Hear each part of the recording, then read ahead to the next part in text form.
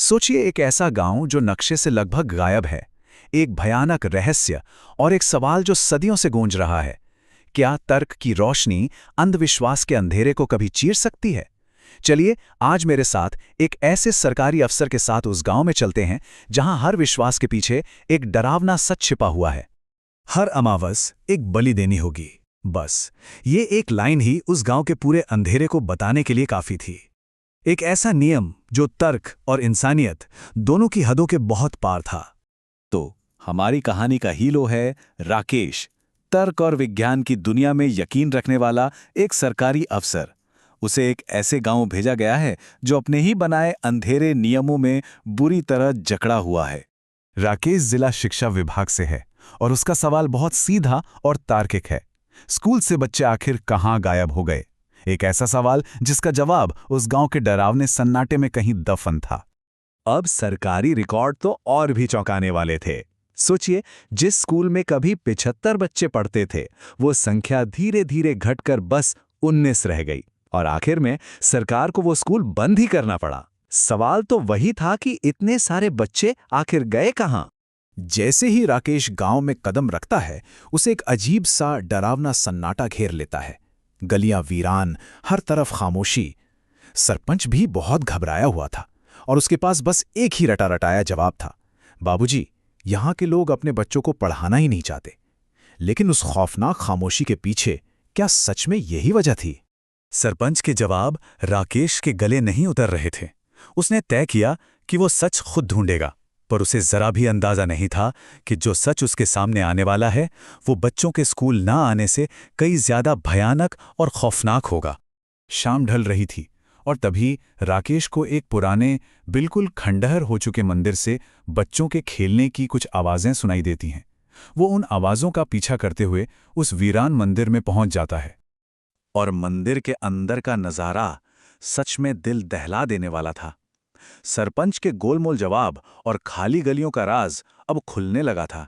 कुछ लड़के बलि का खेल खेल रहे थे।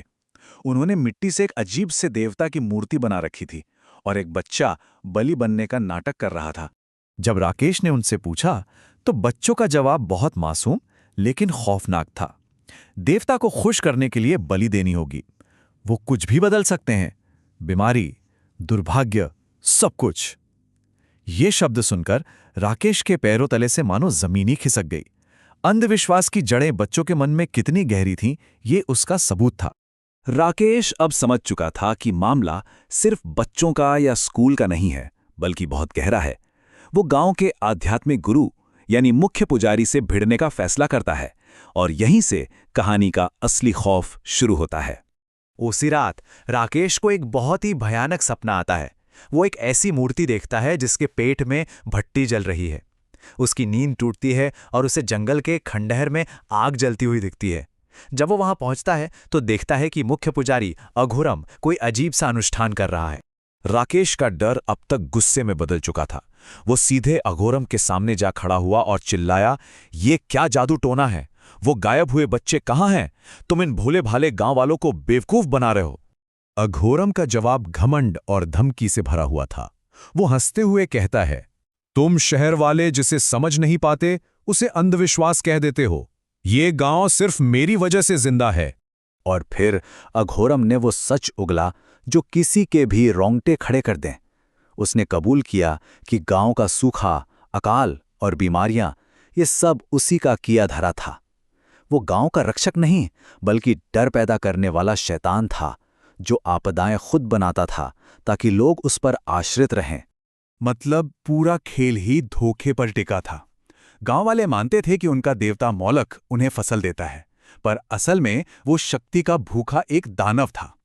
वो सोचते थे कि बलि देने से आपदा रुकती है, जबकि हकीकत ये थी कि अघोरम खुद आपदाएं लाता था। जिसे वो अपना रक्षक समझ रहे थे, वही उनका सबसे बड़ा भक्षक था।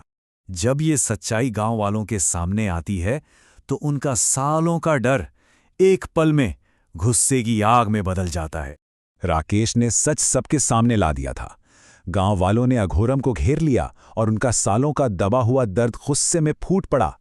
तू कातिल है, तूने अपने काले जादू के लिए हमारे बच्चों को जला डाला और हम मूर्ख सोचते रहे कि तू हमारी रक्षा कर रहा है।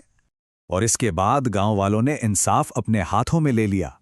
उन्होंने अघोरम को पकड़कर उसी आग में फेंक दिया जिसे वो अपने काले अनुष्ठानों के लिए इस्तेमाल करता था। डर का वो साम्राज्य एक ही रात में जलकर खाक हो गया। अगली सुबह सालों बाद उस गांव में एक अलग ही रोशनी थी। बच्चे बाहर खेल रहे थे, औरतें बेफिक्र होकर हंस रही थीं। ऐसा लग रहा था मानो अंधेरा हमेशा के लिए छट चुका था। लेकिन क्या बुराई इतनी आसानी से खत्म हो जाती है, या अंधेरे की परछाई अभी भी कहीं बाकी थी? इस अंधेरे का भी एक चक्र था, एक साइकिल। 20 साल पहले एक पोते की बलि दी गई। आज सच सामने आया और अघोरम मारा गया। लेकिन अगली अमावस को कोई वापस उन खंडरों में लौट आया था। अमावस की एक और रात, अंधेरे में एक परछाई उस दफनाई हुई मूर्ति को खोदकर बाहर निकालती है और उसके चेहरे पर एक शैतानी मुस्कान है। वो कोई और नहीं बल्कि अघोरम का बेटा था। वो अपने पिता का अधूरा काम पूरा करने के लिए लौट आया था। और यहीं ये कहानी हमें एक बहुत बड़े और डरावने सवाल के साथ छोड़ जाती है। क्या कोई बुराई कभी सच में खत्म होती है, या वो बस एक नए मानने वाले का इंतजार करती है?